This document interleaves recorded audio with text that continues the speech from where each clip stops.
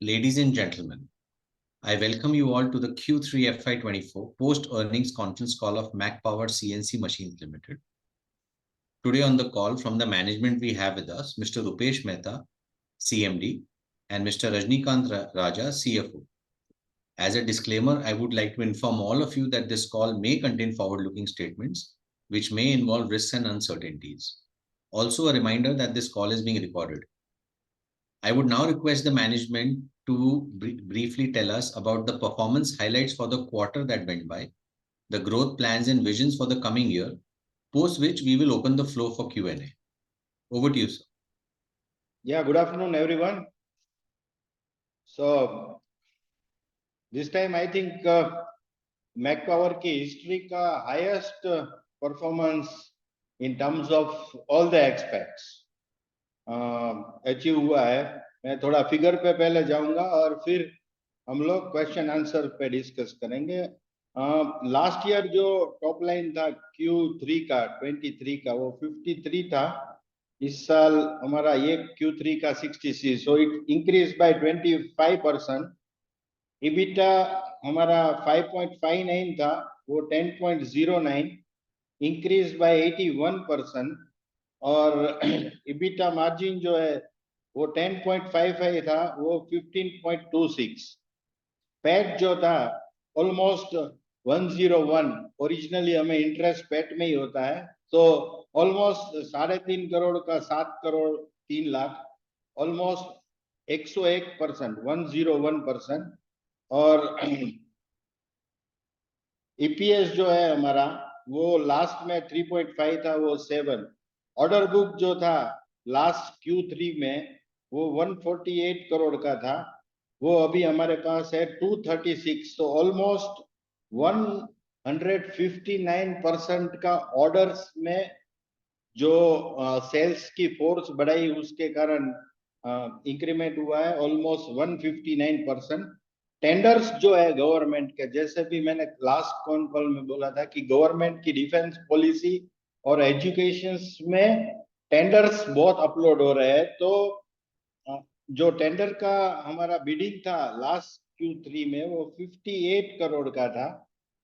Even last Q2 में जो था 200 का था टोटल, वो अभी बढ़ के हो गया है 393, ऑलमोस्ट 671%. सो लास्ट 1 ईयर में गवर्नमेंट के जो टेंडर्स खुल रहे हैं बिकॉज ऑफ ये डिफेंस के अंदर जो ग्रोथ दिख रहा है, एविएशन में जो ग्रोथ दिख रहा है, एजुकेशन स्टैंडर्ड एजुकेशन सेक्टर में जो ग्रोथ दिख रहा है, तो वहां पे 671% अगर क्वार्टर ऑन क्वार्टर की बात करेंगे तो, और Q2 वर्सेस Q3 की बात करेंगे तो almost double with in 3 months. तो टेंडर्स अपलोड होने की जो गवर्नमेंट की जो पॉलिसी है उसमें काफी बेनिफिट्स दिख रहा है. सो दिस द थोड़ा मोटा मोटा ये सब पॉइंट्स है रेवेन्यू वाइज. तो विनय जी कुछ रह जाता है तो आप बता दीजिए, नहीं तो क्वेश्चन आंसर पे जाते हैं. Sure, if you can briefly talk about the MOU also which you signed recently, sir, with the Gujarat. Yeah. So एक अपडेट्स ये भी है पॉइंट में कि जो वाइब्रेंट गुजरात जो गवर्नमेंट का एवरी ईयर जनवरी में होता है, उसमें हमने एक MOU साइन किया है जिसमें हम लोग डिफेंस और एविएशन काट तो डिफेंस एंड एविएशन का जो पॉलिसी है गुजरात स्टेट गवर्नमेंट का, वो पॉलिसी अगर चाहिए तो विनय जी के पास कॉपी है, जिसमें गवर्नमेंट काफी बेनिफिट्स दे रही है. फर्स्ट जो सबसे बड़ा बेनिफिट्स है वो लैंड का है, ऑलमोस्ट टोकन रेट पे, जहां पे हमने जो डिफेंस और एविएशन में जो ग्रोथ दिख रहा है हमें कि अगर आपके पास 400 करोड़ का टेंडर बिडिंग भरा हुआ है तो इन फ्यूचर ये सेक्टर में अभी बहुत बड़ा ग्रोथ होने वाला है. और अभी भी हम लोग काफी बड़ी रेवेन्यू, अब तक हम लोग 500 करोड़ का काम डिफेंस एविएशन में कर चुके हैं पास्ट में. तो हम अभी डिफेंस का यूनिट अलग कर रहे हैं जहाँ पे 50% आप डिफेंस का कर सकते हो, 50%. तो अभी मैक पावर का एक यूनिट ये रहेगा। इसके बाद अपने पास एक और 4 एकड़ का जगह है, वो यूनिट 2 है। अब ये बड़ा यूनिट रहेगा यूनिट 3, जहाँ पे हम सारी चीज बैकवर्ड इंटीग्रेशन में करेंगे, जहाँ पे फाउंड्री से लेके all the component will manufacture in house, और स्टेज वाइज उसकी कैपेसिटी बनाएंगे कि 2000 और ऐड किया, फिर 3000 किया, तो एकदम से 8-10 हजार का नहीं करेंगे, लेकिन स्टेज वाइज हम लोग उसका एक्सपांशन करते जाएंगे। और इस पॉलिसी में स्टेट गवर्नमेंट की जो जीएसटी की पॉलिसी है, उसमें जितना इन्वेस्टमेंट किया है उसका 80% आपको टैक्स में रिएम्बर्स है। लैंड है वो निग्लिजिबल टोकन रेट पे मिल रही है। पावर कॉस्ट भी कम होगी। तो ये गवर्नमेंट का एक डिफेंस और एविएशन इंडस्ट्रीज को मोटिवेट करने के लिए एक अच्छा सेपरेट पॉलिसी बनाया गया है। और वी आर एलिजिबल, और principally they accepted our file. और उनके लिए भी काफी एक्साइटमेंट इसलिए है कि ये पॉलिसी पे ये गुजरात का फर्स्ट यूनिट बनेगा जो गवर्नमेंट ने पॉलिसी बनाई है डिफेंस और एविएशन की। अब तक कोई भी यूनिट ने लैंड के साथ में जीरो से नया यूनिट के लिए कोई एप्लीकेशन नहीं दी है। तो मेरा पर्सनल मीटिंग भी इंडस्ट्रियल कमिश्नर से हो चुका है और it is in process. So in future we are expanding the capacity. ये लैंड आने के बाद हमारी कैपेसिटी बन सकती है ग्रेजुअली, जब हम इंक्रीज करेंगे और कमिंग 5 years में, तो 8 से 10 हजार मशीन की कैपेसिटी ऐड हो जाएगी। तो ये अपडेट से फ्यूचर ग्रोथ और प्लानिंग के लिए। Right, sir. Thank you, sir. हाँ जी। All those who wish to ask a question may use the option of raise hand. We will then invite you. We'll take the first question from Shubham Upadhyay. Shubham, you can go ahead. Yes, good afternoon, everyone. I am Yeah, good Shubham afternoon. Upadhyay Yeah. from the Microcap Minute. So my first question is, recently I saw your balance sheet where there is a sharp increase in finance cost. So can you give some color why there has been such an increase in finance cost? Yeah. So it is just our direct cost. Finance cost means direct cost. Employment cost. Sir, Finance basically आपका interest cost जो कि Interest cost, yeah. Interest cost है ही नहीं। आप जरा कहाँ पे देख रहे हैं? आपके Q3 के नंबर में सर 12 लाख का इंटरेस्ट कॉस्ट आया है। हाँ. ये 4 लाख का जो 12 लाख आप देख रहे हो, वो Yes. अपना processing fees of bank guarantee है। वो उसका इंक्रीजमेंट है। जो पहले 4 लाख था, जो एलसी ओपन करते हैं हम और बैंक गारंटी ओपन करते हैं, उसकी फीस है। एक्चुअली अपने पास जो सरप्लस रेवेन्यू है 16 से 18 करोड़ का, उसके लिए हमने अदर इनकम में हम लोग बैंक से इंटरेस्ट लेते हैं। ये जो बैंक एक्सपेंस आपका फाइनेंस कॉस्ट है, वो चार्जेस है एलसी का और अपना बैंक गारंटी का, जो डिफेंस के लिए और Okay. सीसी रिन्यूअल के लिए जो चार्ज लगता है एवरी 6 मंथ के, वो चार्ज है, वो इंटरेस्ट कॉस्ट नहीं। Okay, okay. So, my second question is, like, can you give some color on your CapEx plan? So, आपने recently you said that you want to go to up to 2000 machines. So, like, where are we on that particular timeline? So capex में आप देखोगे तो Q2 versus Q3 में कितना थी? तो basically वो पूछ रहे हैं कि आपका जो 2000 टन का 2000 मशीन का कैपेसिटी वो कब तक आ जाएगा, हाँ यानी हाँ, उसमें कितना खर्चा कर। वो मैंने लास्ट स्टेटमेंट में दिया था सेम। अभी कंस्ट्रक्शन एक यूनिट का ऑलमोस्ट विद इन 15 डेज खत्म हो जाएगा, और बाकी का जो है वो मार्च में हम कंप्लीट कर रहे हैं। तो कंस्ट्रक्शन खत्म हो रहा है मार्च में, तो Q1 में अप्रैल में से हम लोगों का कैपेसिटी 2000 हो जाएगा। Okay, sir. Thank you. I will rejoin. Thanks, Shubham. We'll take the next question from Rohan. Rohan, you can go ahead, please. Yeah, am I audible? या रोहन जी। Yeah, sir, thank you for the opportunity. Sir, इस quarter में हमने लगभग 600 machine का order लिया है।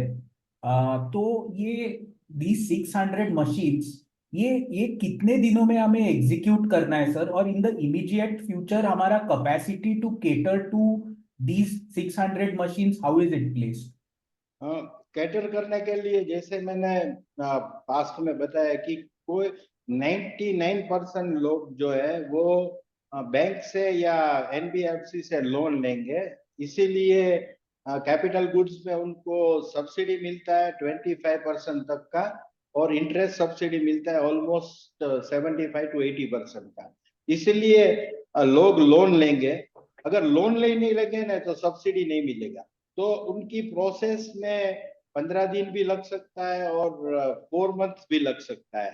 तो order book अपने पास मिनिमम आपका जो डिस्पैच है उसके सामने 4 टाइम चाहिए। अगर आपके पास 1000 मशीन की ऑर्डर बुक है तभी आप 250 डिस्पैच कर पाओगे, क्योंकि आप क्रेडिट नहीं देते हो, आपका पेमेंट 100% आना चाहिए। तो 70% मॉडल्स जो है ऑर्डर बुक में वो स्टैंडर्ड होते हैं, फर्स्ट कम फर्स्ट, तो उनको चाहिए भी नहीं। आप बोलोगे कि ऑर्डर पे एडवांस दे दिया आपने 1 लाख रुपया या 5% या 10%, तो ऑर्डर बुक कंप्लीट करने में आपका जो फर्स्ट राउंड है वो 6 मंथ में हो जाना चाहिए।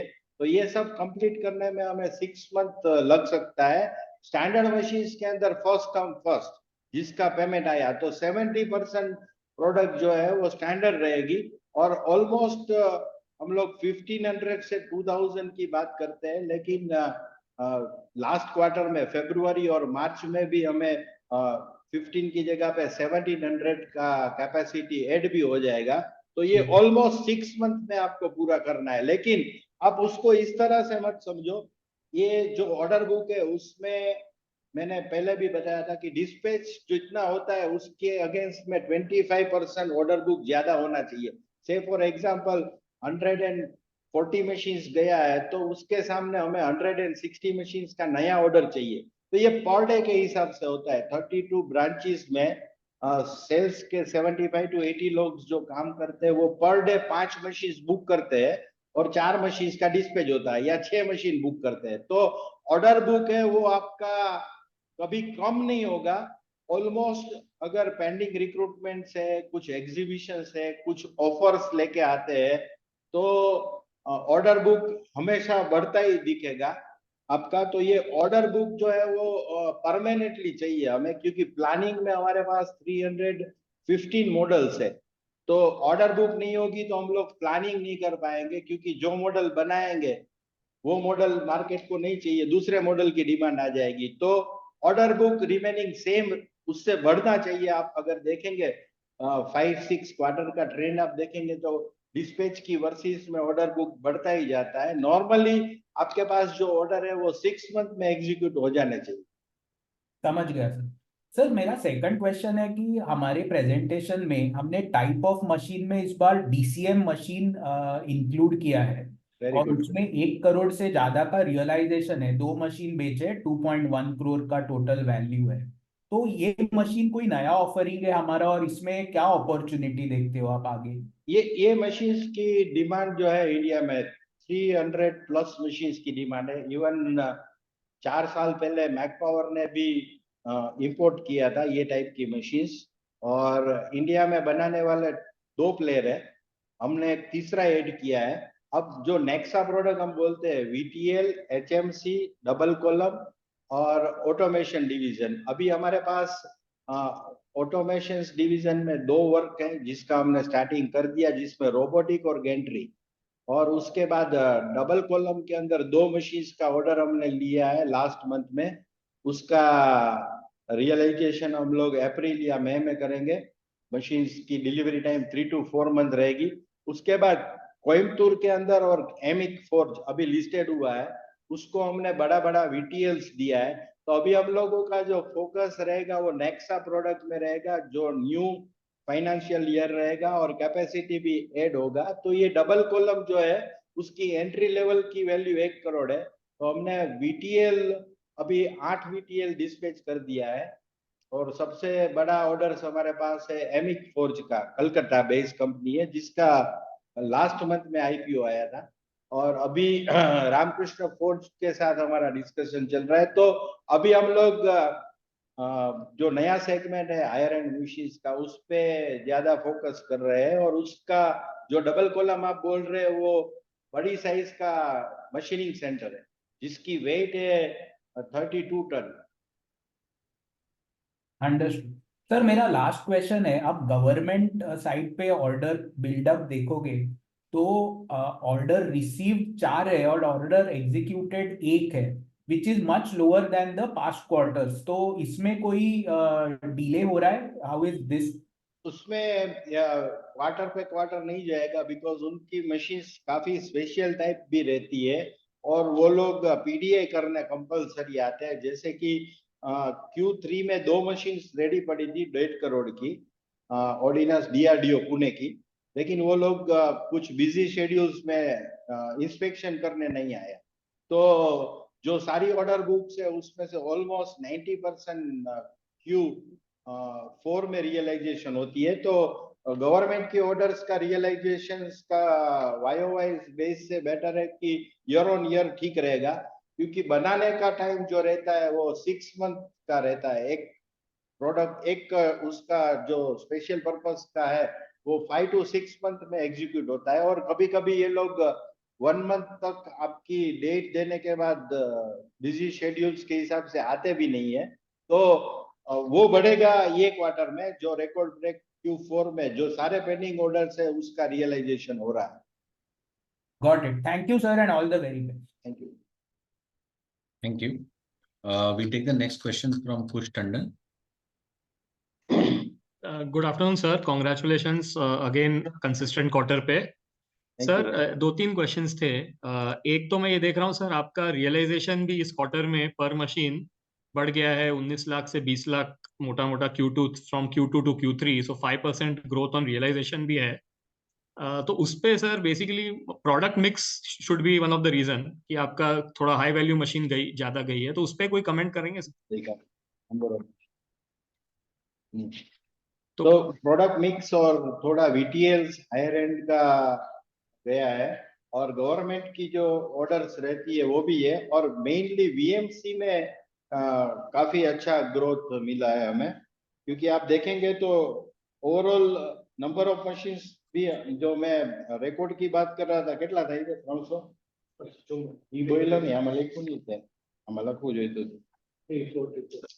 Sir, basically 334 machines we have sold this quarter.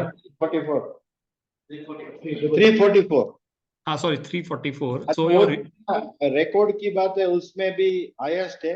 अब तक का जो Q3 का जो रिजल्ट है वो हर एंगल से 344 भी हाईएस्ट है नंबर ऑफ मशीन्स में। तो एवरेज प्राइस की जो आप बात करते हैं उसमें अगर एंट्री लेवल की मशीन्स कम गई और हायर एंड मशीन्स, क्योंकि आप जानते हैं कि 10 लाख से लेके 1 करोड़ प्लस की प्रोडक्ट है। कुछ गवर्नमेंट की जो है, जैसे कि से फॉर एग्जांपल एक मशीन बन रहा है बेल का, वो 1.5 करोड़ का है। तो हायर एंड मशीन ज्यादा जाने से और VMC ज्यादा जाने से और नेक्सा प्रोडक्ट ज्यादा जाने से एवरेज प्राइस, लेकिन हम लोग ये ट्राई कर रहे हैं कि 20 लाख की एवरेज से नीचे नहीं जाना चाहिए। लेकिन अगर कम भी गया तो एवरेज प्राइस को आप इतना इंपॉर्टेंस मत दो। अगर से for example average price 18 lakh भी गया कुछ भाई, तो 344 का हो जाएगा 364। ठीक है, समझ गया हूँ सर। सर हाँ। दूसरा आपका मार्जिन, अगेन ये क्वार्टर भी थोड़ा बड़ा है बेटा मार्जिन। सो सर क्या आपके पास 3-4 लीवर्स है? एक तो रियलाइजेशन बढ़ाना है मार्जिन के लिए, दूसरा कॉस्ट। सर तो ये मार्जिन स्टेडी स्टेट में sir can we look at 16-17% for the full year next year sir, मोटा मोटा अकॉर्डिंग टू यू? देखो ये क्वार्टर में हमने 14.5 का Q2 में था, उसके सामने 17% का EBITDA अचीव किया है, और एक्सपेंसेस पे अगर आप देखेंगे तो ऑलमोस्ट 17% ही रहा है। तो आपका एक्सपेंसेस जो है डायरेक्ट इनडायरेक्ट कॉस्ट, उसमें बहुत ज्यादा फर्क नहीं हुआ है, और आपका जो सेल्स प्राइस है वो भी बढ़ा है, और कुछ आपने बैकवर्ड इंटीग्रेशन जैसे कि टेलीस्कोपिक कवर हमने काफी इनहाउस कर लिया है अभी, तो बैकवर्ड इंटीग्रेशन से EBITDA बढ़ेगा, टॉप लाइन से EBITDA बढ़ेगा, और आपकी जो ऑपरेटिंग कॉस्ट है वो फिक्स है। तो मार्जिन जैसे जैसे हम लोग आपका टॉप लाइन बढ़ती जाएगी तो फिक्स कॉस्ट तो वही रहेगी, तो भी एबिटा पे ग्रोथ आ सकता है। और दूसरा है आपका बैकवर्ड इंटीग्रेशन करने से कुछ कंपोनेंट हम जो बोट आउट लेते हैं वो इन हाउस करेंगे तो लॉजिस्टिक कॉस्ट है आपका और आपका प्रॉफिट है वो भी काफी इंक्रीज हो सकता है। तो ये क्वार्टर का जो रीजन है वो कुछ बैकवर्ड इंटीग्रेशन है, कुछ गवर्नमेंट की ऑर्डर्स है, प्लस नेक्सा के अंदर वीटीएल और ये सब टाइप की प्रोडक्ट का जो सेल्स हुआ है वो भी है। पर एवरेज मुझे लगता है कि अब जो रिदम आ रहा है उसके हिसाब से क्वार्टर ऑन क्वार्टर 17 प्लस पे ही जाएगा ईबीटा। सो आप कह रहे हैं sir Q4 can be little stronger because it is capital goods, Q4 mostly strongest रहता है तो वहां मार्जिन थोड़ा और बढ़ सकता है। मार्जिन और बराबर है। okay, and sir, basically, if we assume a 20% kind of a growth that you have been guiding and also achieving now, if we look at that, are we looking at a 300 crore kind of a number top line next year with 16-17% margin, mota हम mota? अभी एक जो meeting खत्म किया है खुश भाई, उसमें जो सेल्स मीट हुआ है नेक्स्ट फाइनेंशियल ईयर में हम लोग जो प्रोजेक्शन करके जा रहे हैं उसमें समझो कि हमारा जो टॉप लाइन है वो 300 to 400 के बीच में जाएगा। और अगर उसमें गवर्नमेंट का जो है वो सेक्टर पे ऑर्डर बुक हम बहुत कंजर्वेटिव बात करते हैं ऑलवेज, तो वो भी मिनिमाइज लिया है, तो भी हम लोग 300 जो आप बोल रहे हैं वो हमारा मिनिमम टारगेट रहेगा और मैक्सिमम में 400 रहेगा, तो इन बिटवीन हम कहीं पे क्लोज करेंगे। दूसरा जो एवरेज हमारा ये साल का डायरेक्ट इनडायरेक्ट एक्सपेंस जो है वो 45 करोड़ का हुआ है, उसको हम लोग बहुत ज्यादा स्ट्रेच करेंगे। कुछ एग्जीबिशंस आ रहे हैं बहुत बड़े जिसमें हम पार्टिसिपेट कर रहे हैं जहाँ पे 1 करोड़ का खर्चा आएगा, तो भी नेक्स्ट फाइनेंशियल ईयर में 51-52 करोड़ का भी डायरेक्ट इनडायरेक्ट एक्सपेंस पकड़ेंगे तो टॉप लाइन के सामने 15 to 70% के बीच में ही आएगा। तो नेक्स्ट ईयर में भी जो ईयरली एक्सपेंसेस है नॉट मोर देन 17% आएगा और ईबिटा जो है वो कुछ बैकवर्ड इंटीग्रेशन है तो 17 to 18% तक का एवरेज रियलाइजेशन आएगा। Okay, very interesting, sir. Sir, एक broader question इंडस्ट्री पे था. We have just seen an IPO of one company and another company is planning for an IPO and you are also doing very well. Sir, industry में तेजी लग रही है अगले 2-3 साल के लिए sir, from a broader perspective? देखो कैपिटल गुड्स जो हम लोग मैन्युफैक्चरिंग सेक्टर के अगर प्रॉपरली स्टडी हुआ है अगर, तो आपको पता है कि हम लोग बैकबोन है मैन्युफैक्चरिंग सेक्टर के। 3000 सेगमेंट्स को ये मशीन्स की जरूरत है, 3000 सेगमेंट्स, जैसे कि एविएशन को, डिफेंस को, इंजन पार्ट्स को, प्लास्टिक मोल्डिंग की इंडस्ट्रीज को, वॉच केस को, अभी घड़ी बनाने का मशीन्स, फिर अपना नी जॉइंट्स और सर्जिकल इंस्ट्रूमेंट की मशीन्स, फिर मोबाइल आईफोन बन रहा है उसकी मशीन्स। तो ये सेक्टर में pharma, textile, dairy, submersible pump, bearing industries, 3000 plus segment का हमारे पास लिस्ट है। मैं ये कंपोनेंट नहीं बोल रहा हूँ, सेगमेंट बोल रहा हूँ। तो मैन्युफैक्चरिंग सेगमेंट को अगर ग्रोथ करना है, इंडिया की सारी मैन्युफैक्चरिंग सेगमेंट, चाहे वो डेयरी मशीन्स हो या डेयरी की इंडस्ट्रीज हो या रोड कंस्ट्रक्शन का हो, कुछ भी हो, उसको मशीन्स चाहिए। तो जो ग्रोथ मैन्युफैक्चरिंग सेक्टर का हम देख रहे हैं और गवर्नमेंट भी उस पर बहुत ही फोकस्ड कर रही है, 15 to 16% का ही कंट्रीब्यूशन है जीडीपी में मैन्युफैक्चरिंग सेक्टर का। अगर 1% भी जीडीपी में मैन्युफैक्चरिंग सेक्टर का ग्रोथ होता है तो मशीन टूल्स इंडस्ट्रीज को 100% काम करना पड़ेगा। और उस इंडस्ट्रीज में जैसे कि मैंने पहले स्पीच में भी बताया था कि हम लोग 6 और 7% ही है जो 90% का मार्केट शेयर कैप्चर करते हैं, बिकॉज ये इतना इजी नहीं है। लास्ट 10 इयर्स में एक भी प्लेयर नहीं आया है क्योंकि एंट्री लेवल है, आपको एक एक प्रोडक्ट बनाने में एक एक साल लगता है, काफी रिसर्च, काफी कोलैबोरेशंस, काफी जॉइंट वेंचर्स के बाद आप ये प्रोडक्ट बना पाते हो। तो ये लॉन्ग ईयर्स का एक्सपीरियंस और उनकी मेहनत है। तो जो भी ग्रोथ होगा कुछ भाई, मैन्युफैक्चरिंग सेक्टर का, उसके अंदर जो काम है वो इंडिया में हमें ही करना पड़ेगा। और जैसे कि मैंने बताया कि इंडिया अभी ये साल में 30,000 मशीन्स बनाएगा, पूरा sector 30,000 number of machines including Okay. All the CNC. उसके सामने टाटा का आईफोन को पर ईयर 50,000 की रिक्वायरमेंट है। तो Okay. ये सेक्टर इतना बूम करेगा, उसमें अभी चैलेंजेस जो आएगी वो सबसे ज्यादा चैलेंजेस हम 7 या 8 प्लेयर के लिए यही है, R&D, रिसर्च एंड डेवलपमेंट, जिसके लिए मैक पावर एक R&D centre next financial year में जब ये लैंड मिल जाएगा उस टाइम पे R&D सेंटर एक छोटी जगह पे 1000 मीटर की जगह पे R&D सेंटर जहाँ पे 50 लोग रहेंगे, वो बैंगलोर में हम करेंगे कि वहाँ पे एक एनवायरनमेंट है R&D का, और प्रोडक्शन हम यहाँ पे करेंगे क्योंकि बैंगलोर में मैन्युफैक्चरिंग करना बहुत ही कॉस्टली है और मैन पावर भी नहीं मिलेंगे, और यहाँ पे R&D करना थोड़ा 10% 15% डिफिकल्ट दिख रहा है। तो R&D will be challenges. Supply chain जो हम लोग 19,000 कंपोनेंट की इन्वेंट्री मैनेज करते हैं, तो हमें सप्लायर्स इधर ढूंढने पड़ेंगे या फिर बैकवर्ड इंटीग्रेशन करना पड़ेगा। और सबसे बड़ी चैलेंज जो है वो स्किल मैन पावर की, जिसके लिए हम लोगों ने 30 जो इंजीनियरिंग स्टूडेंट्स है उनकी बैच लगा रखी है। उनको हम लोग 3 मंथ में स्टाइपेंड पे रखते हैं और 3 मंथ पे हम लोग उसको जूनियर इंजीनियर पे रखते हैं।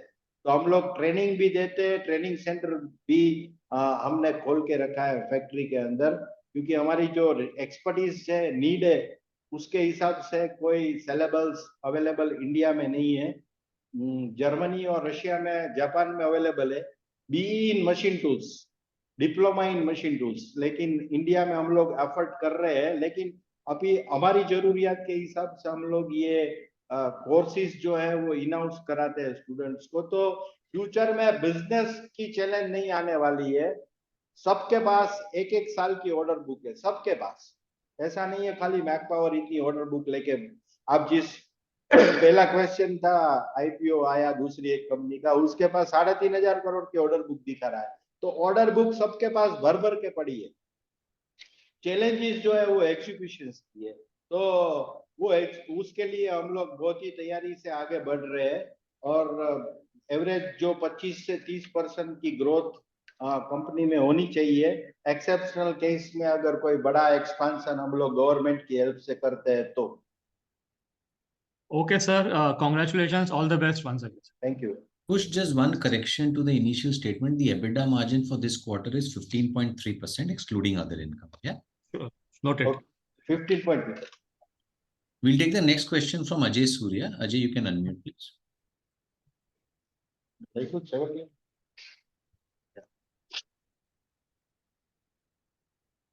Ajay, you can unmute and ask your question. Ajay. We'll move to the next participant, Rajendra. Rajendra, you can go ahead. Yeah, thank you for the opportunity, sir.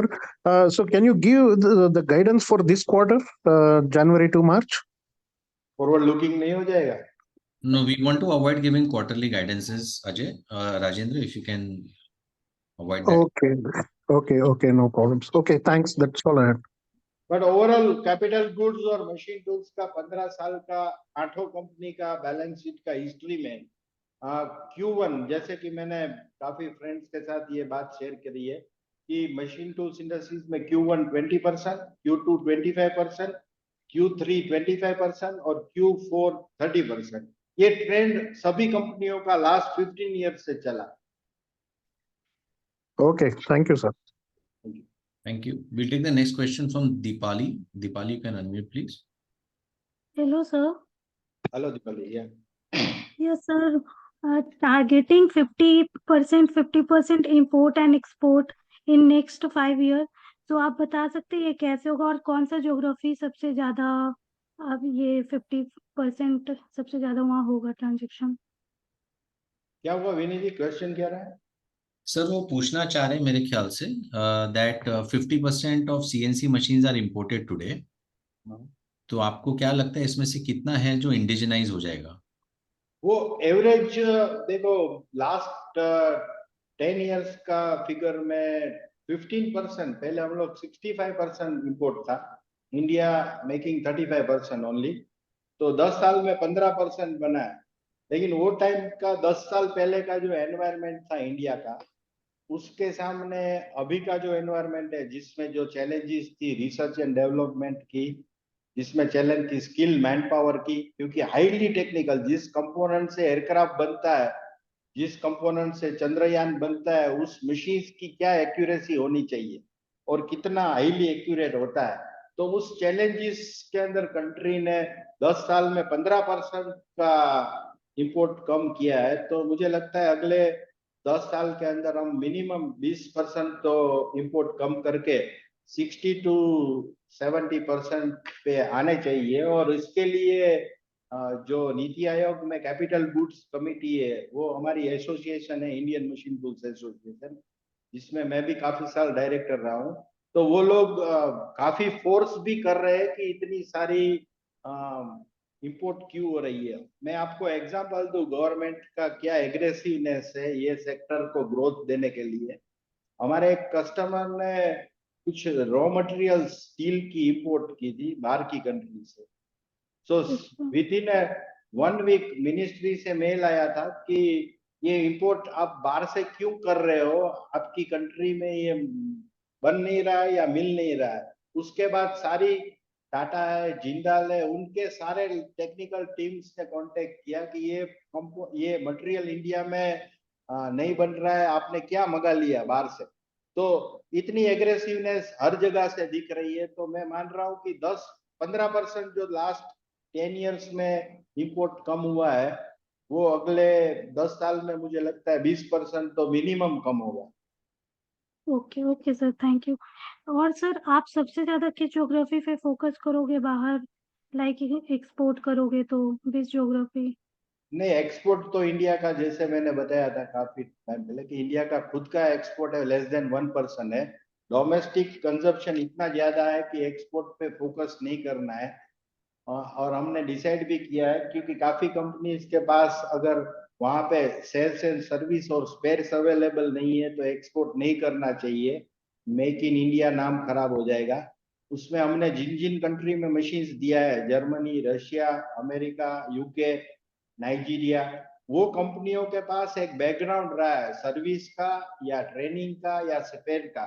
हम कोई first time users को और unknown users को machine नहीं बेचेंगे, ऐसा हमने decide किया है। तो एक्सपोर्ट है वो इंडिया का अगले 10 साल में मुझे नहीं लगता है कि फोकस रहेगा, क्योंकि उसकी डिस्ट्रीब्यूशन कॉस्ट और वहां पे वो सर्विस सेंटर खोलना, वो थोड़ा आज के स्टेज में सबके लिए थोड़ा डिफिकल्टी है। हाँ, इंडिया की एक कंपनी है, नंबर 1 कंपनी है, उसका चाइना के अंदर और टर्की के अंदर पूरा एक सेटअप बनाया है, और उनकी टोटल बास्केट से वो लोग 5% तक का एक्सपोर्ट कर रहे हैं। लेकिन अभी की सबकी जो ज्यादा चैलेंजेस लग रही है, वो टेक्निकल गैप्स, जो R&D, जो फ्यूचर जनरेशन की मशीन्स, और स्किल्ड मैन पावर और सप्लाई चेन। तो एक्सपोर्ट का फोकस है वो, मुझे लगता है कि 5 साल बाद इंडिया करेगा, क्योंकि कैपेसिटी ही नहीं है। मैं जैसे आपको बता रहा हूँ कि इंडिया की कैपेसिटी 30,000 मशीन्स की है। अब अमेरिका में एक कंपनी है हास, HASS, हास, वो पर मंथ 30,000 मशीन्स बनाता है, और पूरे वर्ल्ड में 190 कंट्रीज पे उसका डिस्ट्रीब्यूशन नेटवर्क है। तो इंडिया को अभी काफी प्रोडक्शन पे, कंसिस्टेंसी पे, प्रोडक्शन की क्वालिटी पे और डिस्ट्रीब्यूशन नेटवर्क पे काम करना है, जिसमें सबसे बड़ी 3 चैलेंजेस जो मैंने बताई। तो मार्केट तो इतना बड़ा है कि आप कभी डेकल एंड माओ, DMG, मोरिसाकी, इनकी बैलेंस शीट देखेंगे तो एक छोटे स्टेट की GDP दिखेगी। तो इंडिया के लिए बहुत सारी अपॉर्चुनिटी है। अगर क्वालिटी की हम बात करते हैं, तो एक्सपोर्ट जो इंपोर्ट हो रहा है मशीन्स, वो मशीन्स, और इंडिया जो बना रहा है, उसकी एक सर्वे रिपोर्ट है इंडियन मशीन टूल्स के पास। इसमें our machines is better than imported machines in terms of service, spares, performance और price, almost compare to European machines. Japanese machine half price है। तो फ्यूचर में हमारे पास वर्ल्ड का मार्केट खुला पड़ा है, जो लेकिन उसके लिए इंडिया को पहले रिसोर्स मैनेजमेंट जैसे कि raw materials, component, skill man power और लैंड, ये 4 चीज की जरूरत पड़ेगी। और अभी हम लोग 8 लोग हैं जो 90% काम कर रहे हैं, ऐसे 16 लोगों की जरूरत पड़ेगी, तब इंडिया एक लेवल पे एक्सपोर्ट पे फोकस कर सकता। Okay, sir. Got it. Thank you, sir. So just one question regarding the 30,000 machine that you keep talking about. Market size value terms में ये कितना बड़ा होगा सर? उसको आप 25 से 30 लाख का एवरेज के बीच में ले सकते हो। कितना लाख? अगर 30 lakh Okay. Per month. Per unit. Per unit. But for per month, right? Per year 30,000 per year, Per year. 30 lakh per unit, 16,001 9,000। हाँ, Sure. We'll take the next question from Pratik Dedia. Am I audible? Yes, yes. Okay. Sir, very good numbers. मेरा question ये है कि आपने बोला था कि order book आपको चाहिए रहता है हर साल बिजनेस करने के लिए, तो आप 2 या 3 रिस्क बता सकते हैं कि ऑर्डर बुक क्या हो सकता है जब ऑर्डर बुक नहीं मिलेगा और क्यों नहीं मिलेगा। एंड दूसरा क्वेश्चन है कि आप ये जो ऑर्डर आ रहे हैं नए मशीन्स के लिए आ रहे हैं, तो इसमें रिप्लेसमेंट कब होगा, कितना टाइम लगेगा, आपके मशीन्स जो आप सप्लाई कर रहे हो उनको रिप्लेसमेंट कब चाहिए रहेगा, कितने टाइम में और रिप्लेसमेंट डिमांड आ सकता है आपका। ये देखो मशीन्स की लाइफ की बात करेंगे आप तो ऑलमोस्ट कार जैसा है। 3 इयर्स बहुत अच्छी चलती है मशीन, 5 साल के बाद काफी मेंटेनेंस शुरू होता है और उसके बाद लोग ज्यादातर लोग जो हाईली प्रिसीजन वर्क करते हैं वो सेकंड में सेल करते हैं, सेम कार की तरह होता है। लेकिन जो एक ट्रेंड काफी लोगों ने अब तक नहीं समझा है वो मैं एक्सप्लेन करूंगा। विनय जी से भी डिस्कशन नहीं हुआ है। विनय जी, एक एंट्री लेवल की जो मशीन है 10 लाख से 20 लाख की, उसमें पहले का जो ट्रेंड है इंडिया का, वो 12-12 घंटे की 2 शिफ्ट में 24 घंटा चलाते थे। 70 to 80% unit running on 24 hours. अब रात की जो शिफ्ट है उसमें उतना आउटपुट नहीं मिलता है, रिजेक्शन काफी होता है और लॉसेस भी बहुत हुए नाइट शिफ्ट के कारण काफी यूजर्स को। तो अभी ये लोग मशीन्स जो खरीद रहे हैं वो नाइट शिफ्ट, जैसे कि अपना मैकपावर का एक यूरो करके अहमदाबाद, जिनके पास ऑलमोस्ट 40 मशीन्स ये साल में मैकपावर की गई है। हाँ बेटा, वो भेजी थी बाकी है। तो उनकी उनकी जो प्रोडक्ट की ग्रोथ जो है ये साल की वो 10% की है, लेकिन उनकी कैपेक्स है वो काफी बड़ी हो गई। उसने यही चीज बताई कि हम लोग 24 घंटा की शिफ्ट बंद करके अभी 12-12 घंटे में ज्यादा मशीन डालेंगे क्योंकि हमें रात में आउटपुट नहीं मिल रहा है। दूसरा ऑप्शन उनके पास ये खुला है कि ऑटोमेशन एंड रोबोटिक, जिसके लिए हमने उनके साथ एक टाई अप किया और एक रोबोटिक का यूनिट भी उनको दे रहे हैं, जिसमें 24 घंटा चलाना है लेकिन कोई मैन पावर की जरूरत नहीं। All the 24 hours machine will run with the robots.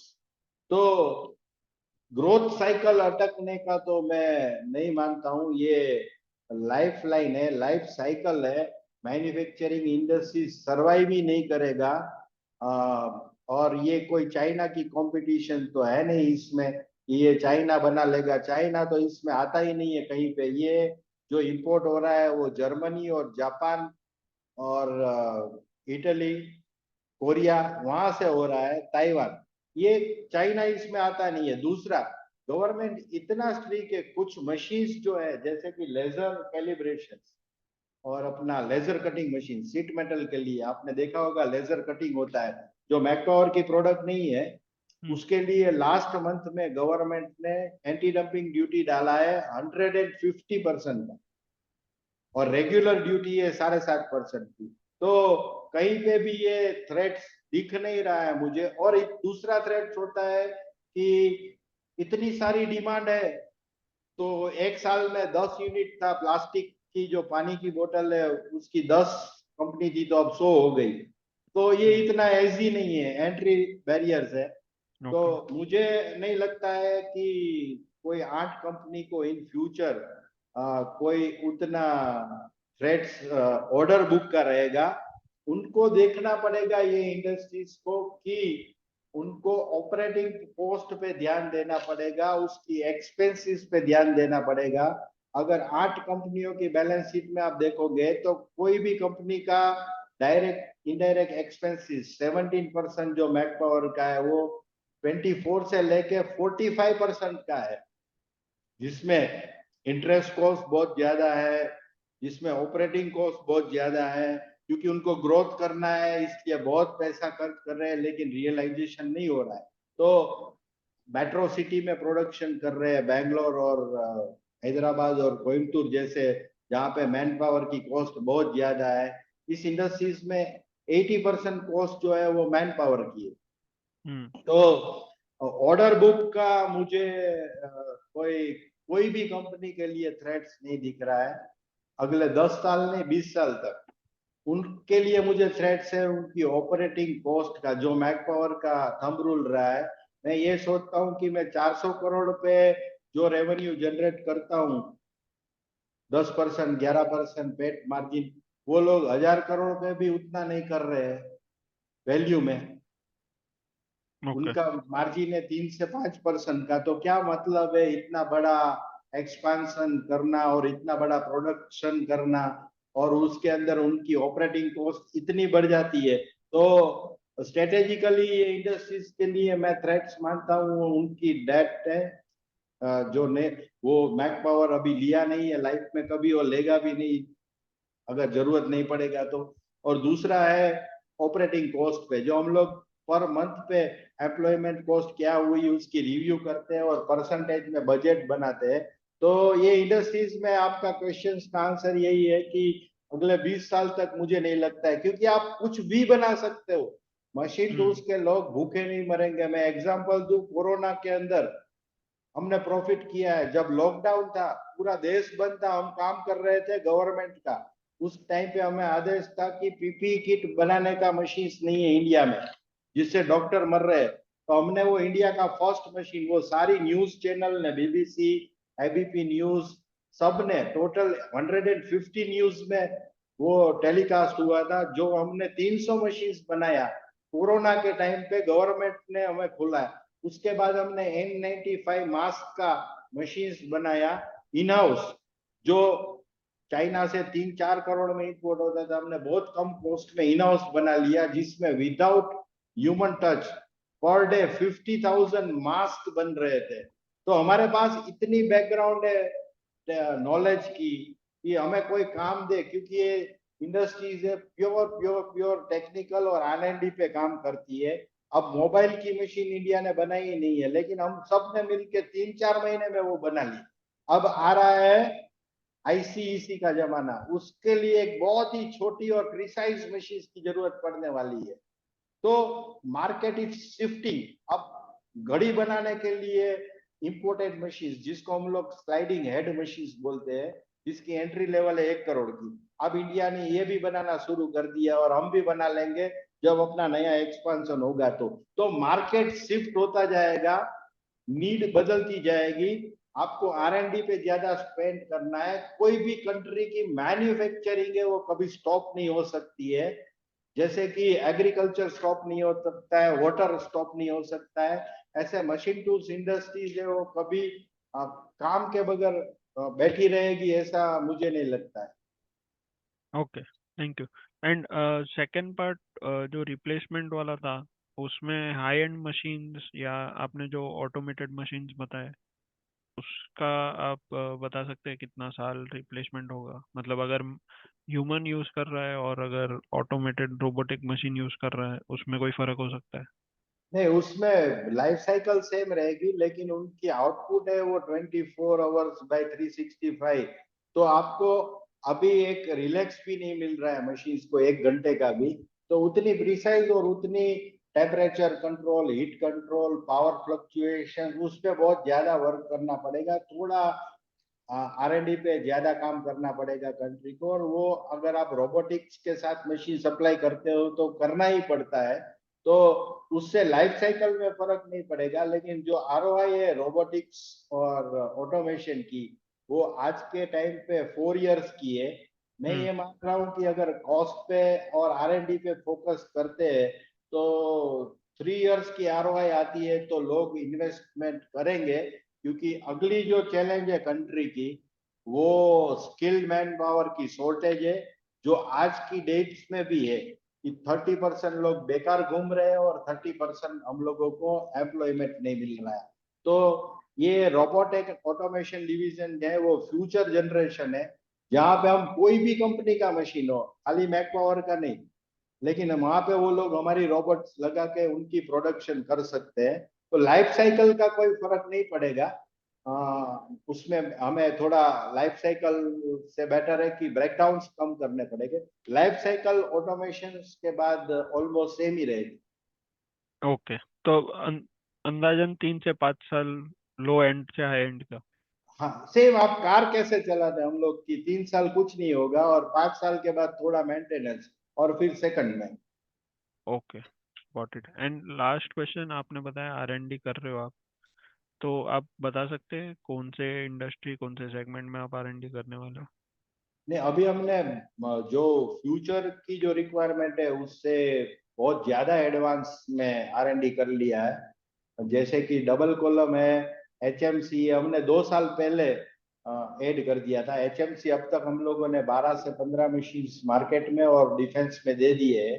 VTS अब तक 15 से 20 मशीन, अब पर मंथ 2 से 4 मशीन बन रहा है। तो R&D बहुत एडवांस में ही करना पड़ता है और वो हमने कर लिया है, थोड़ा पैशनेट भी हम।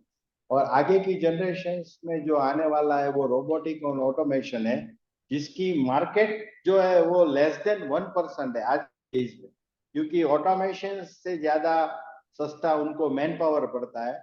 लेकिन फ्यूचर को हमने देखते हुए रोबोटिक और ऑटोमेशन कर लिया है। ये चैलेंजेस जो आ रही है मैन पावर की, वो जिनके पास 50 से ज्यादा मशीनें हैं उनको आ रही है कि 50 दिन के और 50 रात के 100 एम्प्लॉय नहीं मिल रहे हैं। तो अभी जो ऑटोमेशन एंड रोबोटिक्स डिवीजन है उसमें बड़ी कंपनियां ही ज्यादातर इन्वॉल्व है, और फ्यूचर में मेरे ख्याल से कि मिड लेवल और स्मॉल लेवल के लोग भी इन्वॉल्व हो गए इसमें। तो रोबोटिक और ऑटोमेशन डिवीजन रहेगा। दूसरा, अभी मैंने एक चीज और भी, अभी आप पूछ रहे तो बीच में, कि हम लोग अभी कॉर्पोरेट्स पे ज्यादा फोकस नहीं कर रहे हैं फ्यूचर में कैपेसिटी बढ़ने के बाद, क्योंकि हम लोगों ने जो एरिया फोकस किया है वो इंडिया की जो मार्केट है उसका 30% मार्केट ही हम कैप्चर कर रहे हैं। 30% मार्केट से ये बिजनेस हम लेके आ रहे हैं, 70% को हमने टच ही नहीं किया है। इसलिए नहीं किया है कि वहां पे डिमांड बहुत बड़ी है। अभी आप मारुति में कांटेक्ट करोगे तो 200 मशीन्स की बात करेगा, होंडा पे बात करोगे तो 1000 मशीन्स की बात करेगा, उनकी कैपेसिटी नहीं है आपकी। तो वहां पे हम लोगों ने एंट्री भी नहीं ली है अभी तक, क्योंकि उनकी डिस्ट्रीब्यूशन कॉस्ट और terms and condition, credit system, ये फ्यूचर का रिक्वायरमेंट है, तो उसके लिए एक्सपेंस बढ़ाना नहीं है। तो मार्केट के अंदर टोटल जो कंजप्शन है इंडिया का, उसमें मैक पावर का जो मार्केट शेयर है वो जस्ट 2.5% है। अभी भी मैक पावर के लिए मार्केट में डबल करने के लिए बहुत इजीली बिजनेस ग्रोथ के लिए, ऑर्डर बुक के लिए आप देखोगे तो अवेलेबल है। लेकिन ऑर्डर लेने के बाद अगर एग्जीक्यूट टाइम पे नहीं होता है तो हम पैरेलल काम कर रहे हैं, 25 से 30% का ग्रोथ इन कैपेक्स करके कैपेसिटी इंक्रीज करना और साइमल्टेनियसली आपकी ऑर्डर बुक बढ़ाना। Okay, got it, thank you. Thanks, Pratik. We'll take the next question from Richa Agarwal. Richa, you can unmute, please. Sir thank you for the opportunity. Sir my question is कि हम लोगों का अभी जितना presentation देख के समझ में आता है, काफ़ी सारा डिमांड एरोस्पेस एंड डिफेंस का हम केटर कर रहे हैं। तो इंडस्ट्री वाइज अगर देखा जाए तो कितना demand A&D aerospace and defence से आता है विद इन दिस CNC, और हम लोगों का कितना एक्सपोजर है टुवर्ड्स दिस सेक्टर? अभी का जो कंजप्शन की हम फर्स्ट बात करें तो इंडिया में नंबर 1 कंजप्शन जो हो रहा है वो आज भी ऑटोमोबाइल्स है। 30% से ज्यादा और 30% के आसपास का कंजप्शन खाली इंजन पार्ट्स में हो रहा है। उसके बाद का जो अपकमिंग मार्केट था वो डाई एंड मोल्ड्स था। हर चीज की जो डाइज है, प्लास्टिक है या मेटल है, उस पे वीएमसी की रिक्वायरमेंट रहती थी। लेकिन ये बीच में जो आपने बताया वो एरोस्पेस और डिफेंस, उसका मार्केट जो बढ़ा है, उसका रीजन ये हुआ है दो तीन कि मेक इन इंडिया पे हम लोग ऑर्डिनेंस फैक्ट्री का जो टारगेट है वो बढ़ा है, वो एक्सपोर्ट भी कर रहा है। प्लस जो 200 करोड़ से नीचे के टेंडर है, वो जो हमारे ब्रैकेट में ही आते हैं, उसके लिए only Indian participation can enter in this segment. तो 200 करोड़ से कम के टेंडर जो है वो ज्यादा निकल रहे हैं, जिसके कारण डिफेंस और एविएशन का भी काम बढ़ा है। और मैक पावर का जो टोटल बिजनेस है उसमें 15 to 20% डिफेंस एंड एरोनॉटिक्स से आ रहा है, लेकिन उसमें भी बहुत सारी अपॉर्चुनिटी है कि आप स्काई इज लिमिट कर सकते हो। इसीलिए हम लोग जो नया यूनिट की बात करते हैं, अगर गवर्नमेंट ने हमें प्रोजेक्ट तो प्रिंसिपल सैंक्शन कर दिया है, तो फ्यूचर में हम लोग डिफेंस के लिए जो ये नया यूनिट कर रहे हैं वो Macpower defence separate entity रहेगा, 100% मैक पावर सब्सिडी। तो दूसरा सेक्टर मैक पावर के लिए हाईएस्ट है, ये डिफेंस एंड एविएशन है, और तीसरा जो है die and moulds. Okay okay और सर, जो थैंक यू। सबसे बड़ा अगले 5 साल में जो सेक्टर बनने वाला है वो इलेक्ट्रिकल ईवी का है, जिसमें मोबाइल से लेके ईयरफोन से लेके लैपटॉप से लेके सारा चीज बनने वाला है, ईसी से लेके। जो अभी स्टार्ट हुआ है इंडिया से, टाटा का आईफोन से, वो सेक्टर सबसे बड़ा सेक्टर होगा नंबर वाइज और वैल्यू वाइज, जिसके लिए थोड़े मॉडल्स में मॉडिफिकेशन करने हैं। वो मेरे ख्याल से विद इन 6 मंथ हम लोग ये सेक्टर में भी काम करना और सैंपलिंग करना शुरू कर देंगे। करेंटली कोई इंडियन कंपनी है जो ऑलरेडी अपॉर्चुनिटी को केटर कर रही है, जो आप मोबाइल फोन मार्केट जो बता रहे हैं हमारी इंडस्ट्री में से? ऐसे है 2 प्लेयर या 3 प्लेयर को काम मिला है, 3 को मिला है शायद, और सबको इनवाइट किया था। लेकिन टर्म्स के हिसाब से काफी कंपनी ने किया, काफी कंपनी ने नहीं किया। थोड़ा रिजिड और स्ट्रिक्ट पेमेंट और उसका क्वांटिटी देने का, और जो रिप्लेसमेंट की कंडीशन थी, ट्रायल लेने की कंडीशन थी, बहुत ही ज्यादा रिजिड लगी, जो इंडियन प्लेयर को शूट नहीं होनी चाहिए।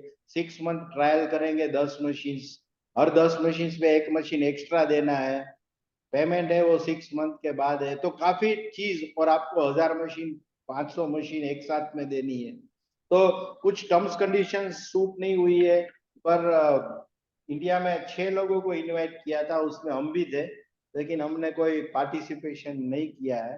और इंडिया में 2-3 कंपनियों ने ये सेक्टर में सैंपलिंग और कुछ सप्लाईज किए। सर ये कौन सी कंपनीज हैं, आप एक बार नाम शेयर कर सकते हैं मैं जस्ट टू दूसरे अंडरस्टैंड के दिस बात सेक्टर? दूसरा बात ओके ओके। एंड सर हम लोगों का R&D एक्सपेंस कितना है? मतलब मुझे ये जानना था कि अगर इसमें हमें कुछ भी टेक लीड लेना है तो हमारा ऐसा क्या क्वालिफिकेशन है that will be able to beat other players? क्या हमारा कोई टाई अप होगा या हमारा सब कुछ इन हाउस टेक्नोलॉजी है? क्वालिफिकेशन में 50 इयर्स का ये कंपनीज का एक्सपीरियंस मशीन टूल्स के अंदर, और 35 इयर्स का हमारा प्रोडक्शन में, और 25 इयर्स, ऑलमोस्ट 22 इयर्स का मैक पावर सीएनसी का एक्सपीरियंस, जो ये लाइन में सबसे बड़ी बोली जाती है एसेट, वो एक्सपीरियंस है। उसके साथ में हमारे पास 35 to 40 लोगों की R&D की टीम है। और जो R&D का गैप्स हमें कहीं पे दिखेगा, तो मैंने जैसे अभी मेरी स्पीच में भी बोला था कि बैंगलोर के अंदर with 30 to 40 people only with the R&D, वहां पे एक रिसर्च होगा, क्योंकि वहां पे कुछ लैब्स है, कुछ एनवायरनमेंट है, वो इजीली अवेलेबल है। तो मैक पावर का फ्यूचर का R&D गैप्स जो भी रहेगा 1% या 2%। आज की डेट में we are the strongest team in India, जिनके पास इंडिजिनियस टेक्नोलॉजी है। मैक पावर के सिवा एक भी कंपनी इंडिया में ऐसी नहीं है जिसने किसी के साथ कोलैबोरेशन नहीं किया है या किसी के साथ किसी भी कंपनी को टेक ओवर नहीं किया है। या कोई भी कंपनी के साथ उनका जेवी नहीं है। We are the 100% make in India. कोई जेवी नहीं, कोई कोलैबोरेशन नहीं, हमने कोई टेक्नोलॉजी के लिए 1 रुपये की फीस किसी को नहीं दी है, ना हमने टेक ओवर किया है। फ्यूचर में ये अपॉर्चुनिटी भी अवेलेबल है कि वर्ल्ड की सारी कंपनियां, क्योंकि मैक पावर ही ऐसी कंपनी बची है जिसके पास कोई जेवी या कोई जॉइंट वेंचर या कोई उनका टेक्नोलॉजी का टाई अप नहीं है। ऐसा एक ही मैक पावर बचा है, हर एक कंपनी के पास कुछ ना कुछ अटैच है। तो फ्यूचर में नई लैंड, नया ग्रोथ, नया बेंगलोर का R&D सेंटर, उनके साथ हम कुछ ये लेवल पे बाहर की जो हाईली टेक्निकल स्किल्ड वाली कंपनी है उनके साथ आगे बढ़ सकते हैं। और सर टिपिकली आपने कुछ तो पाइपलाइन या बिडिंग वाला डेटा शेयर किया था, उसमें आपका टिपिकली आपका स्ट्राइक रेट कितना रहता है जितना आप बिडिंग करते हैं? उसका एवरेज स्ट्राइक रेट 8 to 10% रहा है, लेकिन कुछ गवर्नमेंट की नॉर्म्स चेंज हुई है, उसके बाद स्ट्राइक रेट अगर बात करेंगे लास्ट 6 मंथ का तो बढ़ा है, जिसमें रिवर्स ऑप्शन होता है कि L1 कोई भी आया हो उसकी प्राइस फिक्स हो जाती है, फिर आप रीबिड कर सकते हो, जिसमें आपका हर 10 मिनट में प्राइस चेंज होता रहता है। तो उसमें हम लो कॉस्ट मैन्युफैक्चरिंग में पावरफुल है, इंटरेस्ट कॉस्ट है नहीं और ऑपरेटिंग कॉस्ट बहुत कम रख के काम कर रहे हैं। तो उस RS सिस्टम जो चेंज हुआ है गवर्नमेंट का कि L1 को सीधा ऑर्डर नहीं मिल जाता है, L1 के बाद RA होता है, तो उसमें मैक पावर सारा काम ले रहा है। तो अभी हम बात कर रहे हैं कि ये क्वार्टर में हम लोग 5 करोड़ का बेल का एग्जीक्यूट कर रहे हैं ऑर्डर BHEL का, उसमें मैक पावर L1 नहीं था, लेकिन हमने RA में से वो ऑर्डर लिया है, तो वो रेट अभी 10% से ज्यादा बढ़ेगा।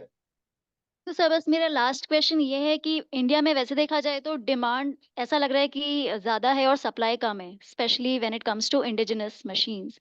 तो आपको ये बिडिंग में देखने को मिल रहा है क्या, जैसे कि आपने बोला कि एक उसमें आप L1 नहीं दे, जबकि आप ऑलरेडी काफी लो कॉस्ट पे मैन्युफैक्चरिंग करते हैं, तो आपको वो प्रेशर दिख रहा है फिलहाल?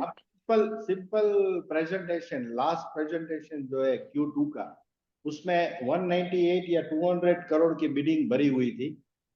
आज की प्रेजेंटेशन में देखो आप 400 की, तो विद इन 3 मंथ 100% का जंप आया है। तो गवर्नमेंट की जो टेंडर्स है, बिडिंग की प्रोसेस है, वो काफी बड़ी है।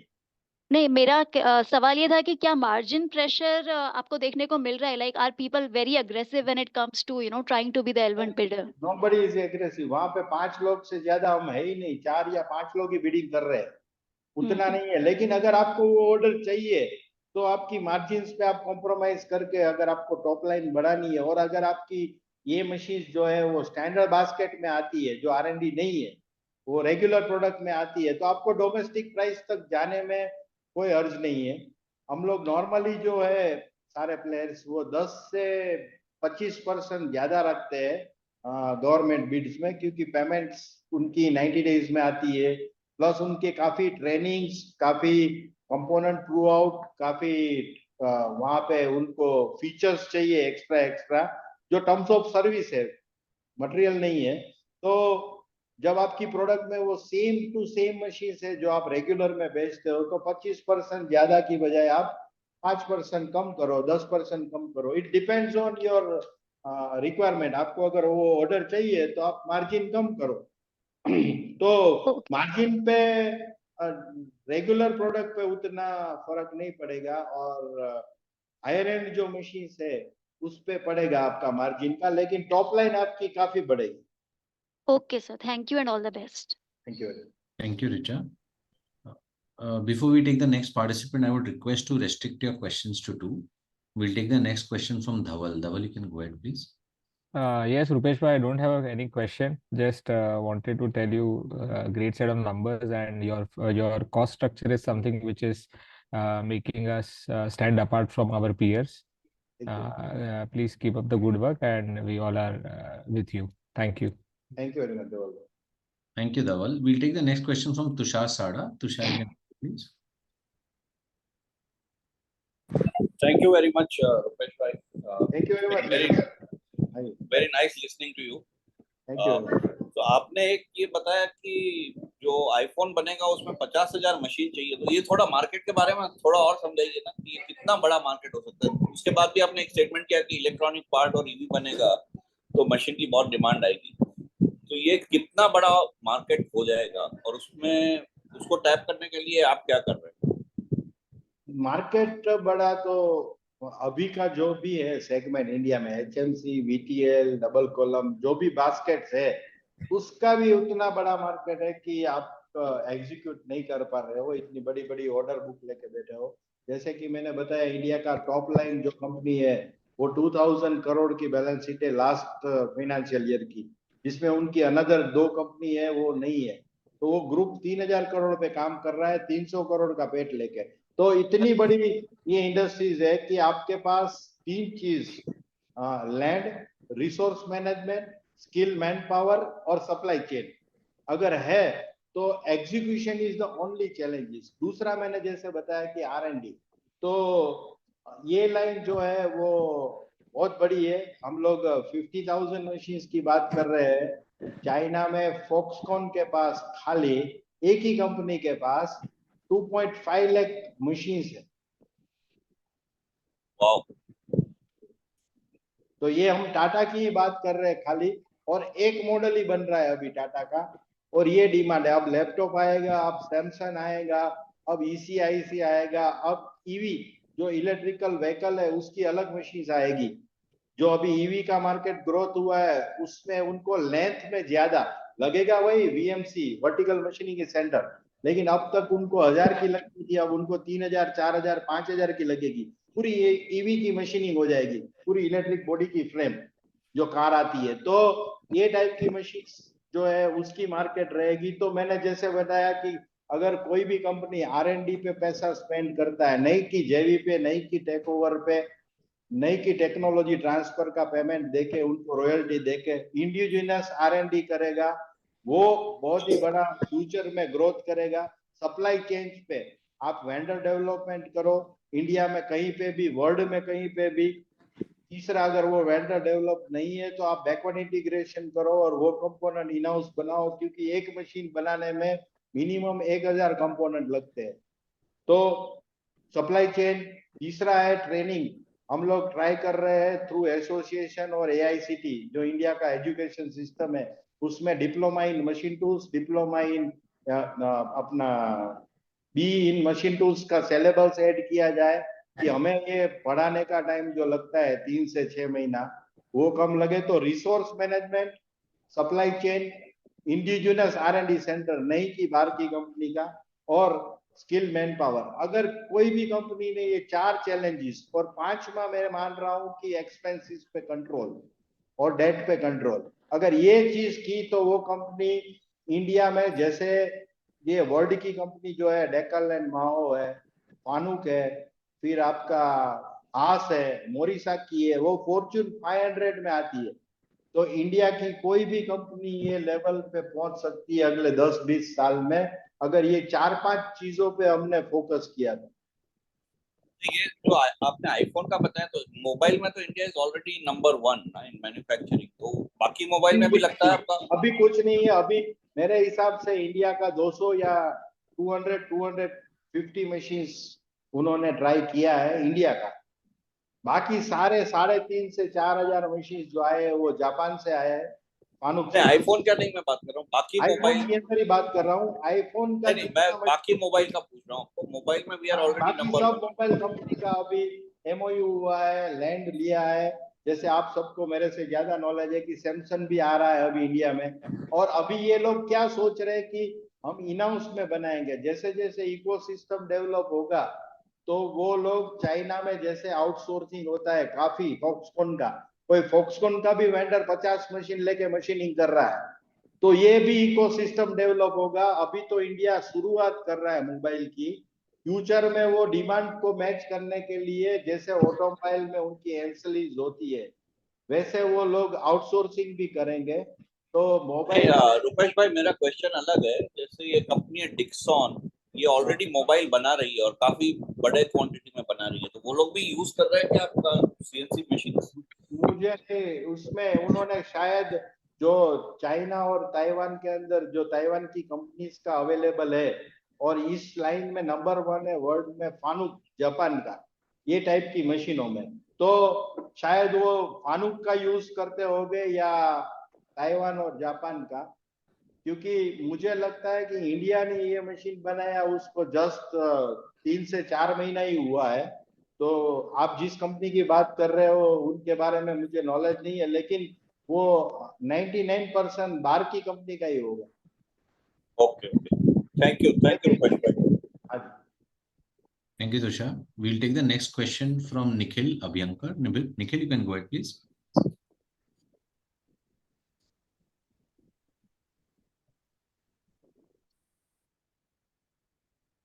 We'll take the next question from Ajay Surya. Ajay, you can go ahead, please.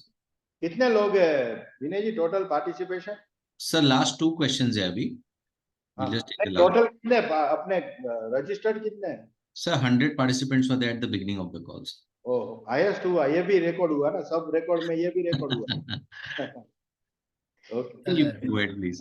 Yeah, congratulations sir on a good set of numbers. Sir, जैसा आप बोल रहे थे कि मैन पावर काफी ज्यादा डिफिकल्ट है इस इंडस्ट्री में, तो सर जैसे अभी अपना कैपेसिटी तो 2000 मशीन का हो जाएगा, और जैसे अपन ने MOU साइन किया है और अपन अपनी कैपेसिटी 7-8 हजार मशीन्स की लेके जाने वाले हैं, तो सर आपने जैसे प्रीवियसली भी स्केल किया 1000 से 2000 मशीन पे, तो सर वो आप कैसे डिफिकल्टी देखते हो टू अक्वायर न्यू टैलेंट, और ये आप कैसे देखो मैन पावर की मैं बात करूँ तो मैन पावर का आप जनरल थंब रूल पकड़ लो, मैन पावर ही है, शायद वो कंस्ट्रक्शन का हो या हमारा हो, हमें थोड़ा स्किल चाहिए। मैन पावर में पायलट का भी प्रॉब्लम है और ग्राउंड स्टाफ का भी प्रॉब्लम है। मैन पावर के लिए आपको 3-4 चीज जो हम लोग इम्पोर्टेंट समझते हैं कि आपका HR डिपार्टमेंट स्ट्रांग होना चाहिए। हमने HR में वर्कर का HR टीम पूरा अलग अलग एक कंपनी एंटिटी की तरह काम करता है। ऑफिस स्टाफ जो होता है जो हमारा 175 to 80 का है, उसके लिए अलग HR टीम, सेल्स के लिए अलग HR टीम, सर्विस के लिए अलग HR टीम, और अभी हमने किया है वेस्ट जोन का HR टीम पुणे ऑफिस में, नॉर्थ का दिल्ली ऑफिस में, और साउथ का है वो कोयम्बटूर ऑफिस में। तो आपको स्ट्रॉन्ग HR, दूसरा आपका ट्रेनिंग, उनका जॉब सेटिस्फेक्शन, उनका वेरिएबल्स, जहां पे कंपनी ग्रो कर रही है तो मैन पावर का भी ग्रोथ होना चाहिए। अगर वो ऑर्डर बुकिंग कर रहा है तो उनको एवरी मंथ सैलरी में वेरिएबल्स मिलते हैं। अगर वो प्रोडक्शन करता है तो सभी लोगों को एवरी मंथ वेरिएबल्स मिलते हैं। तो काफी ऐसी चीजें हैं, एक्टिविटीज है, जिससे कि आपको पहला काम ये है कि मैन पावर को रिटेन करना। दूसरा काम है कि हम लोगों के पास आज की डेट में 30 स्टूडेंट्स को पढ़ाने के लिए फैसिलिटी अवेलेबल है। जब फ्यूचर में जो रिक्वायरमेंट बढ़ेगी तो हम 100 का बैच भी लगा सकते हैं, ऐसा प्लान करेंगे जहाँ पे बड़ी लैंड पे हम लोग आगे बढ़ेंगे। तो हम ये चैलेंजेस को जानते हैं और उसके लिए हम बहुत सालों से काम करते हैं, क्योंकि हमारे CFO साहब है वो मैक पावर ग्रुप में 35 ईयर से जुड़े हैं। तो एवरेज मैक पावर के अंदर जो काम करने की आयुष्य है वो डबल डिजिट से ज्यादा है, तो जाते कम है। हमारी रिक्वायरमेंट पेंडिंग है, ये मंथ के अंदर मैं अगर बात करूं सारे डिपार्टमेंट की तो 100+ रिक्वायरमेंट पेंडिंग है, ऑलमोस्ट 10%। तो वो हम लोग ट्रेनिंग के थ्रू देते हैं, जिससे कि हम लोग अपनी जो नीड है उस हिसाब से उनको मोड़ पाए और ऑपरेटिंग कॉस्ट भी उनकी कम आए। तो वो चैलेंजेस के लिए Macpower is fully ready.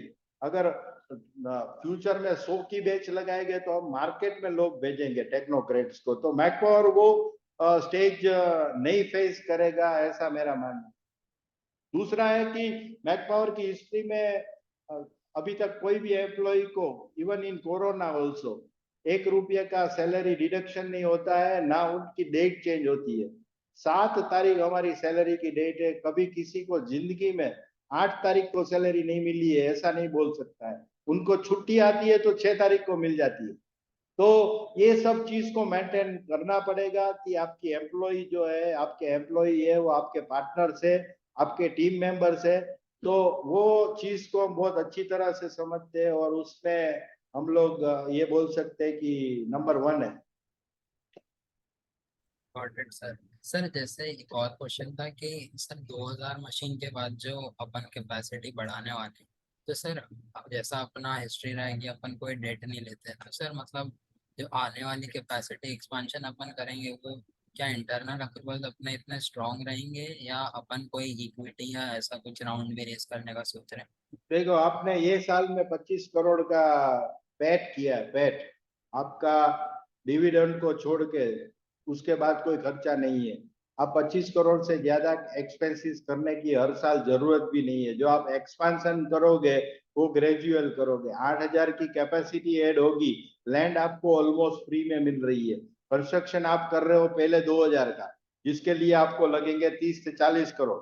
तो वो 2 साल या 3 साल में अगर आप खुद अपना पैसा जो जनरेट करते हो उससे ही आप ये एक्सपेंशन कर सकते हो। और अगर जरूरत पड़ेगी, कोई बाहर की कंपनी ऐड हो रही है जो काफी चीज लेके आ रही है, वर्ल्ड का डिस्ट्रीब्यूशन नेटवर्क, उनका टेक्नोलॉजी, तो हम कुछ उनको देके भी आगे बढ़ सकते हैं। या फिर छोटा मोटा जो 10% तक का डेट का भी सोच सकते हैं। लेकिन मुझे खुद को ये कॉन्फिडेंस है कि फर्स्ट स्टेज सेकंड स्टेज में ये साल का 25 करोड़ अपने पास रिजर्व में पड़ा है, काफी बड़ा अमाउंट।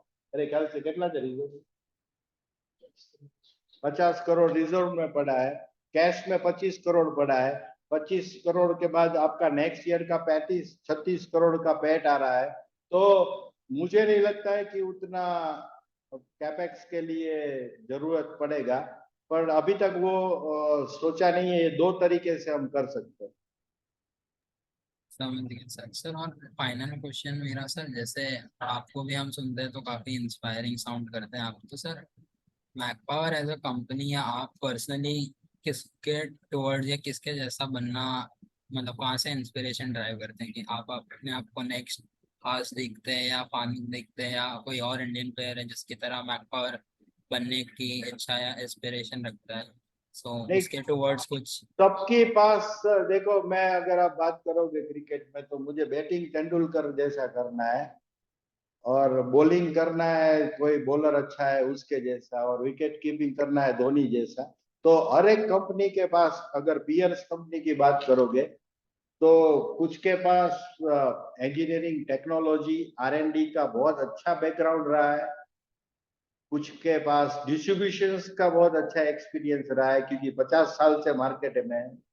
तो उस सब का अगर लिस्ट बनाऊं ना, ये पूरा ही ऑफ बीट क्वेश्चन हो गया। लेकिन अगर हम लोग पूरी इंडियन मशीन टूल्स इंडस्ट्रीज में 8 प्लेयर का स्वॉट करूं, तो मुझे करने से ज्यादा क्या नहीं करना है वो ज्यादा दिखा। जैसे कि एक कंपनी है बैंगलोर बेस्ड, उसका 1200 करोड़ की रेवेन्यू में 2 करोड़ का लॉस है, और उनके CEO का सैलरी 4 करोड़ है। तो काफी ऐसी चीजें मैंने देखी है। कुछ कंपनी का जो रेवेन्यू है उससे 1.5 to 2 टाइम्स का उनका डेट है। कुछ कंपनी का ऑपरेटिंग कॉस्ट जो है डायरेक्ट इनडायरेक्ट वो 45% है, जो मैक पावर का 17% है। तो मुझे लगता है कि मुझे देखना था वो किसके जैसा बनना है, उससे ज्यादा किसके जैसा नहीं बनना है। पर सर प्रोडक्ट साइड पर अगर मैं पर्टिकुलरली बात करूँ तो मे भी मतलब मैक पावर की मशीन अगर आगे जाकर हम जैसे बोलते हैं कि आपने ही बताया कि फॉर ये मोबाइल मैन्युफैक्चरिंग में पानु की मशीन वर्ल्ड लीडर है, तो वैसे ही आप अपने आप को किसके टुवर्ड्स मतलब एक स्टैंडर्ड बेंचमार्क रखते हैं? देखो, ये प्रोजेक्ट कंपनी की तरह इस इंडस्ट्रीज को ट्रीट करना चाहिए rather than process and production company. तो 70% जो ये है कैटलॉग प्रोडक्ट है, 30% है वो स्पेशलाइज है, अनसर्टेन बिजनेस। इसलिए कि आपके पास 315 ऑर्डर में 315 मॉडल में से कौन सा मॉडल का ज्यादा ऑर्डर बुक बढ़ेगा आप बहुत ज्यादा प्रिडिक्ट नहीं कर पाते हो।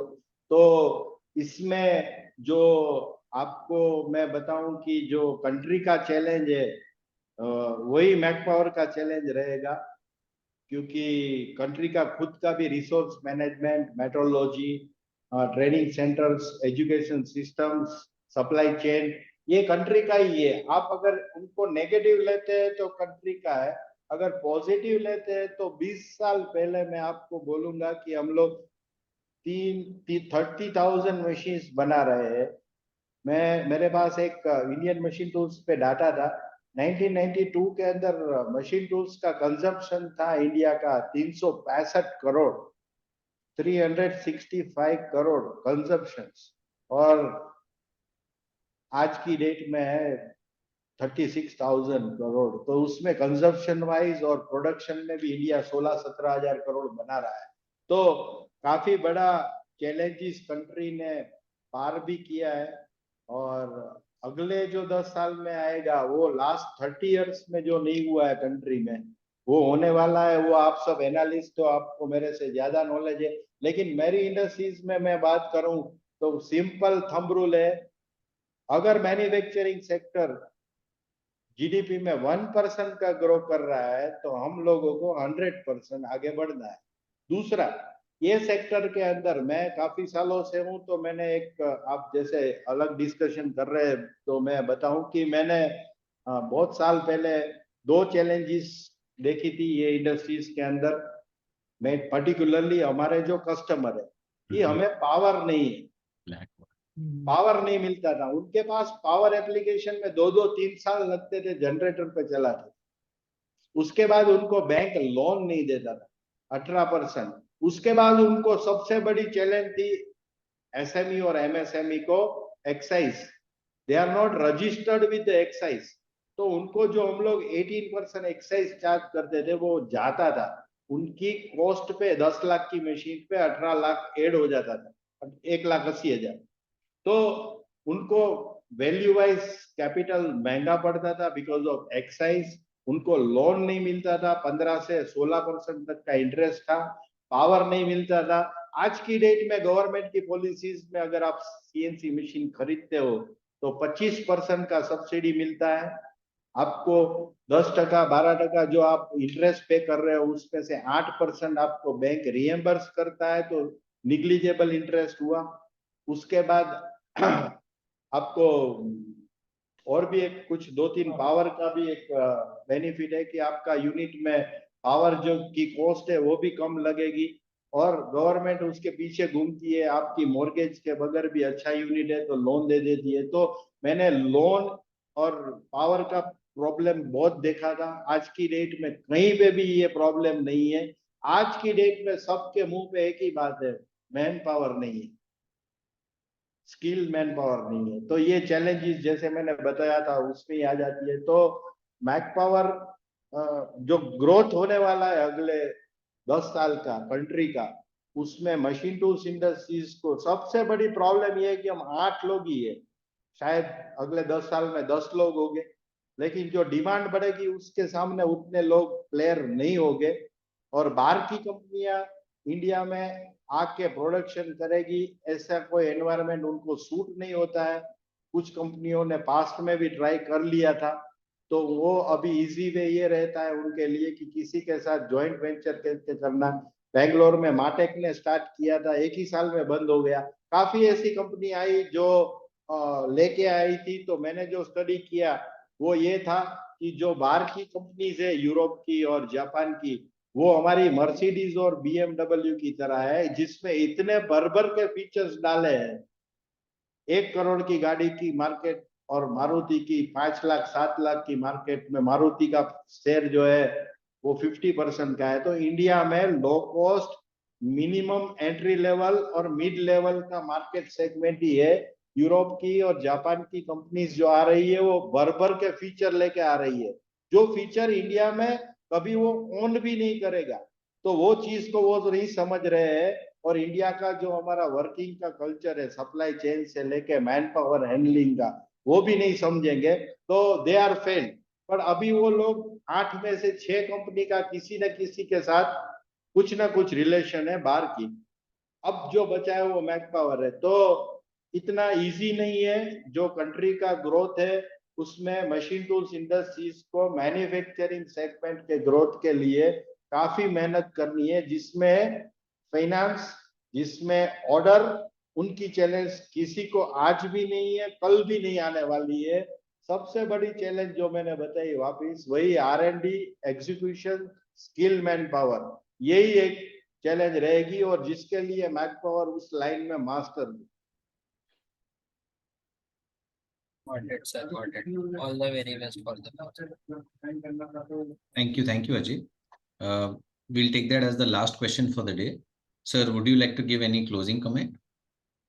ओवरऑल मैं बात करूं कि जैसे कि मैंने बताया था कि ये इंडस्ट्रीज के अंदर चैलेंज जो है वो क्या है, अपॉर्चुनिटी क्या है, और एक बार ये पतंग उड़ा तो अभी हमने वो Q2 का जो बात किया था वो करके दिखाया, Q3 में उससे भी बेटर, Q4 में उससे भी बेटर, और कैपेसिटी ऐड हो रहा है। तो मैंने जो कमेंट में बोला था कि 1000 करोड़ की टॉप लाइन पे आपका लॉस है या 2% का मार्जिन भी नहीं है, तो ऐसा 1000 करोड़ का टर्नओवर करना मुझे ठीक नहीं लग रहा है। तो मैं क्रेडिट पे नहीं दूंगा, एक्सपेंस पे कंट्रोल करूंगा। पूरा परचेस का जो सिस्टम है, कॉन्ट्रैक्ट्स, वो मैं खुद ही करता हूं, क्योंकि पैसा बेच के नहीं आएगा, पैसा खरीदने से आएगा। आप 65 to 67% मटेरियल कंजप्ट करते हो, 17% आपका एक्सपेंस है डायरेक्ट इनडायरेक्ट, और 17% आपका मार्जिन आना चाहिए। द बेस्ट बैलेंस शीट जो रहेगा मैक पावर का, वो जितना एक्सपेंस है एक्सपेंडिचर उतना ही उनका EBITDA है। तो ये लेवल पे हम लोग ऑलमोस्ट उनके नजदीक पहुंच गए हैं, और फ्यूचर ग्रोथ के लिए जो बड़ा एक्सपेंशन करना है उसमें डेट इज द डेंजरस, मुझे आज भी लगता है। और उसके बाद जो लैंड की कॉस्ट है मार्केट में वो 70-75 करोड़ हो जाएगी। वो इतना पैसा मैं कंपनी से लेके बैलेंस शीट नहीं बिगाड़ना चाहता हूँ। तो मैं गवर्नमेंट जो हमें अपॉर्चुनिटी दे रही है कि आपको काफी प्रिविलेज मिलेंगे, क्योंकि आप ये सेक्टर डिफेंस और एरोनॉटिक्स से आते हैं, तो उनके थ्रू हम आगे बढ़ेंगे। और जो जर्नी हमने स्टार्ट की है, जो प्रोमिसेस हमने किए हैं, वो Q4 में और अगले साल 25 में भी हम लोग कंप्लीट करेंगे। Thank you very much Vinay ji.